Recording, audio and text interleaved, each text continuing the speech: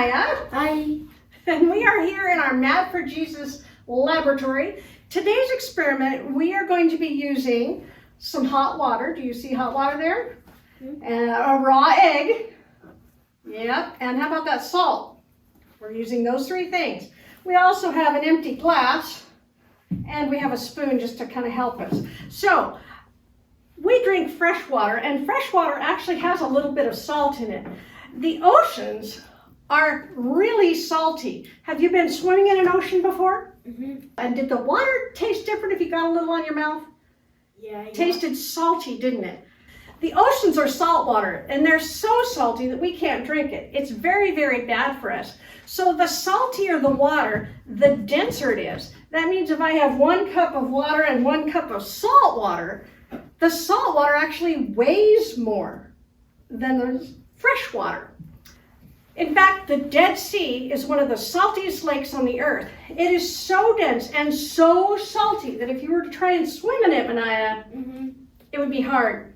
And if you tried to get to the bottom, you couldn't. People who are in the Dead Sea float. They can't sink because that salt water is so dense, it weighs more than you do. In a swimming pool, we weigh more than fresh water, so we have to work at staying on top. Is that true? Yes.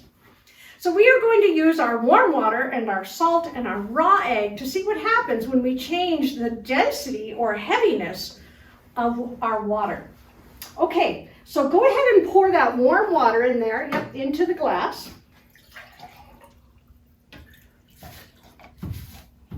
Okay, and then you lower your raw egg carefully so it doesn't plunk to the bottom. Good job, nice and gentle. Perfect, and then you can just set the spoon aside for the moment. Just set the spoon down. All right, now open up your salt. And we're going to start pouring salt in. Okay, let's just pour some salt in. Keep pouring. Pour, pour, pour. Yeah, okay, now take your spoon again and just go around the edges. Very gently stir it. What we're doing is we're dissolving some of that salt in the water.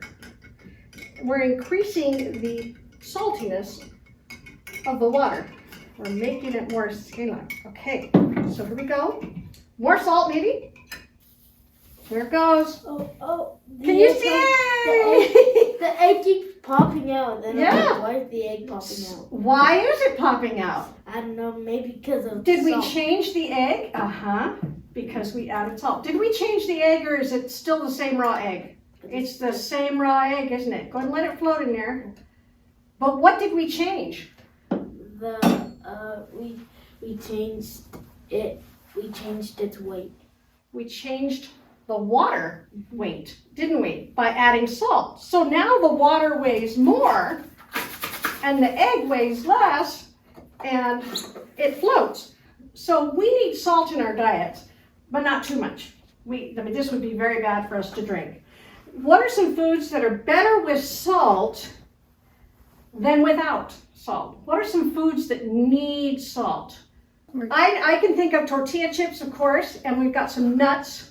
We've got some crackers, and we've got some popcorn. So what I'm going to do is... fries. And French fries, yes. Okay, so Manaia, we're going to try some of these foods. How about one of the tortilla chips? This is called a low salt.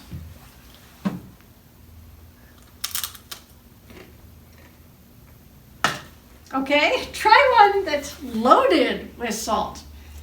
Okay.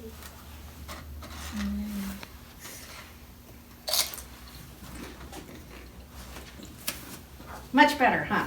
Yeah. What if salt could improve more than just food?